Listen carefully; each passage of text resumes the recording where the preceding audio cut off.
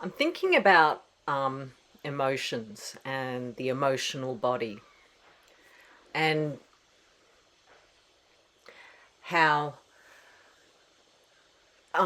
anyone who, I suppose is, prepared to sort of look at themselves, like I'm talking about just us regular people, that, we're prepared to look at ourselves, and most of us have gone through this massive repression in our emotional bodies, because there's just such an influx of emotions that happen in reaction to the world, and what's being projected out, and then also just the influx of emotional energy that just comes from the collective, like even we don't even have to see it, but it's just there.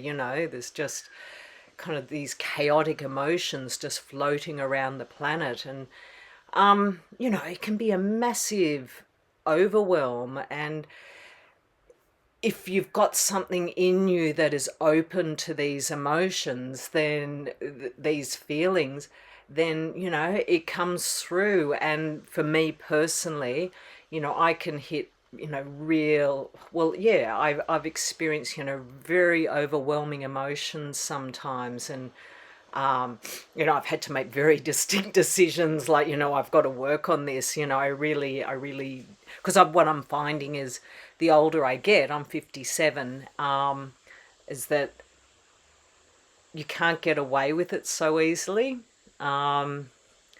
When you're younger, you've got a fitter physical body, and there hasn't been, so much time for a lot of all of that energy to get stored up in the body, the repressed emotions, and it's repressed thoughts as well, and so on. But I'm just going to look at emotions here.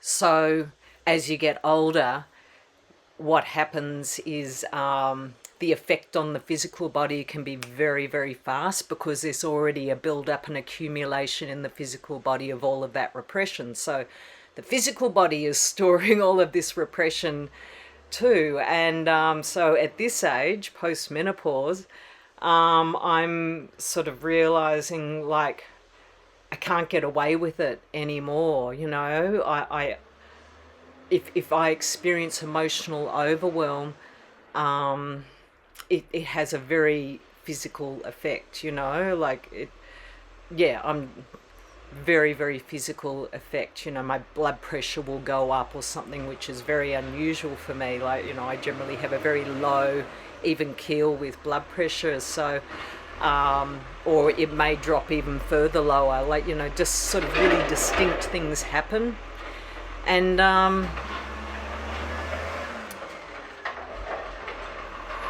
one moment, I'm distracted because there's a big garbage truck going past, and I'll edit this bit out. Okay, so I'm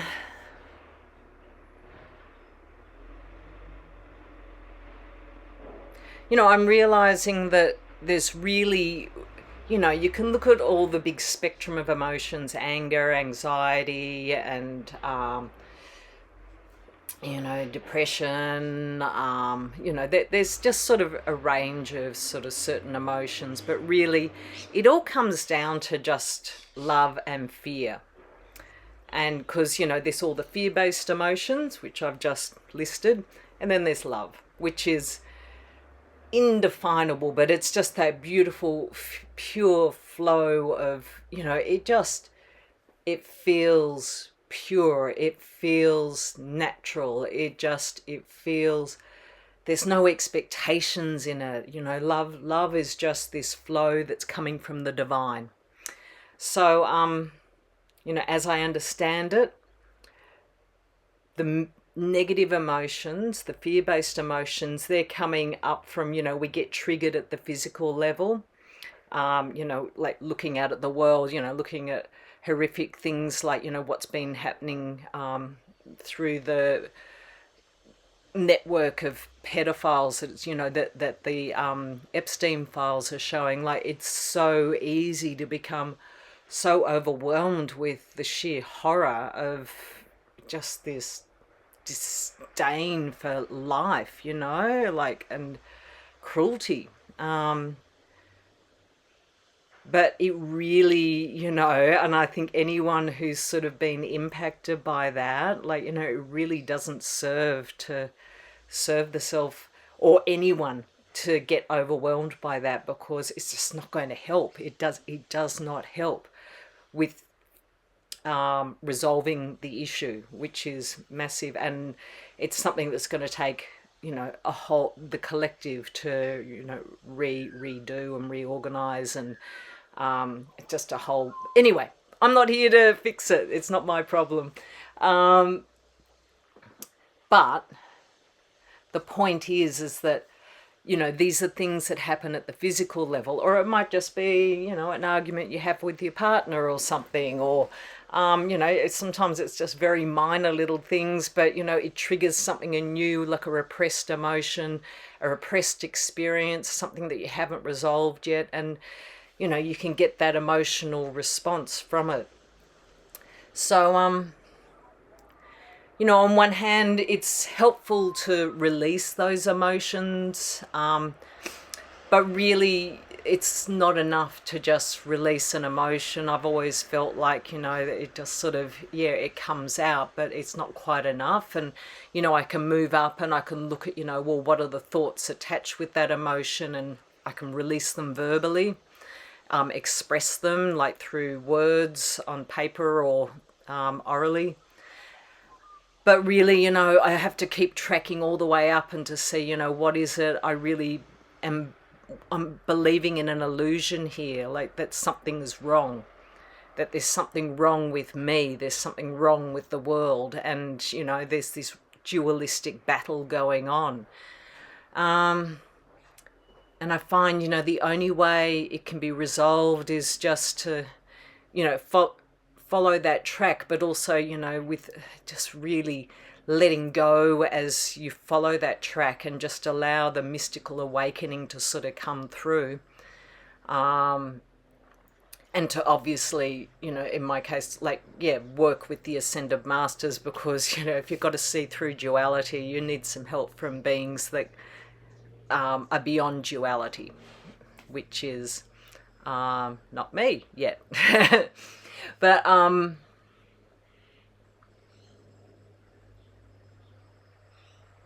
so, you know, I can't solve the emotions purely through the mind. You know, it's a much higher process. So I'm working on like re-establishing the flow, where instead of that energy coming from, you know, which is reactive from the physical level or emotional level, and it's going up and it's pushing up through, you know, into my higher bodies, it's about re-establishing the correct connection, you know, being one with that flow of divine love, and letting the love, and love flows from above, doesn't flow from other people, or it can do, but really it's never going to fulfill us. You know, love on this earth will never ever fulfill us. We're always going to feel empty without that love. It's about re-establishing that flow of love from above, and just letting that flow, you know, come through you. And that's where, you know, that's where the focus and that's where the healing can come. And it's not like some instant, amazing sort of sudden experience. It's not a one-off. It's just a constant, you know, re-establishing that flow of love. And the love is what allows us to sort of, you know, get to that point of resolution, which happens whenever it happens. We can't control it. It's beyond all control. You know, it's about surrender. Surrender, saying, you know, I know there's a problem here. I'm going to let go of this reaction. I'm going to let go of the emotional overwhelm. You know, now I just, you know, now I choose to sort of, to learn, you know, to discover what it is in me, what's the illusion I've been holding on to all of this time, and I want to let it go. I want to sort of set myself free from this. So, it's always the answer, just, you know, just to come back to within, to that flow of love. Is it going to be fear with the negative emotions, or are we going to choose love? And love is the choice that, you know, it chooses to set the self free from the illusions that we hold, and love chooses to set others free by not projecting upon them on how they should or shouldn't be, whether they're right or wrong, and imposing judgment. Love wants to just, it doesn't want to sort of belittle others and bring them down in any way. It's just this higher flow. So really, love's the answer.